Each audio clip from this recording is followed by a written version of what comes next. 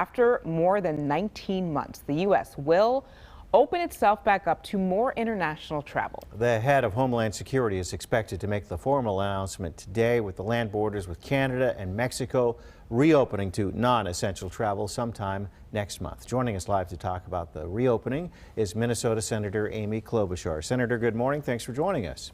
Hi to both of you. Thank you. This is something you've been working on with Canadian Parliament, and are you confident now that this is the right time to reopen the borders? I am. I actually think the right time would have been many, many months ago. The Canadians had opened up the border already for both land and air travel, so Americans can go there with proof of vaccination.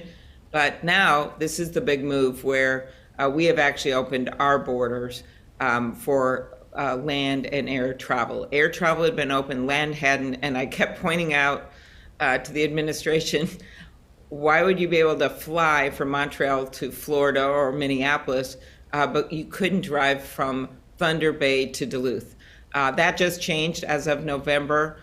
People from Canada will be able to stay in our hotels, go to resorts, buy things at Mall of America. This is good for Minnesota because we have nearly $5 billion in exports that go to Canada every year. We're one of the top trading partners of Canada. But we also have a lot of friends, neighbors, relatives, people who want to see each other again.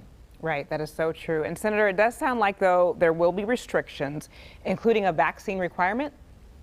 That's correct, and that's what's going on, as you know, with a lot of international travel, because we're still struggling with the variant with the pandemic. We've seen it certainly here in Minnesota. I think the last thing we want to do is bring in more of it from other countries. You can have other variants come up, and that's a lot of why not just the U.S., but other countries are also putting in place these proof of vaccinations. And Senator, what have you heard from constituents? How tough has this closure been for families? And of course, you mentioned what a big trade partner Canada is with Minnesota.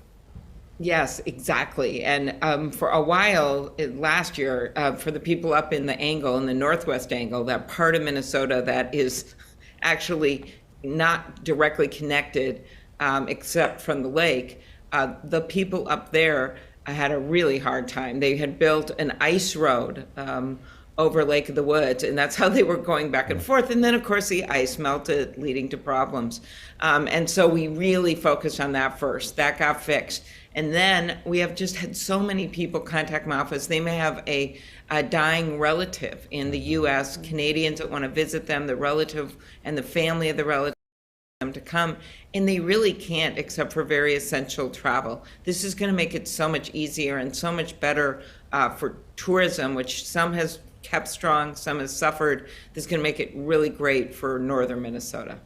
Yeah, it sounds like we're really going to be reconnecting our worlds once again in a better way. With our friends, by the way, they were the only embassy that for years had friends, partners, allies draped on the outside of the embassy in Washington, because that relationship is so close with Canada. And of course, the same will be happening with Mexico.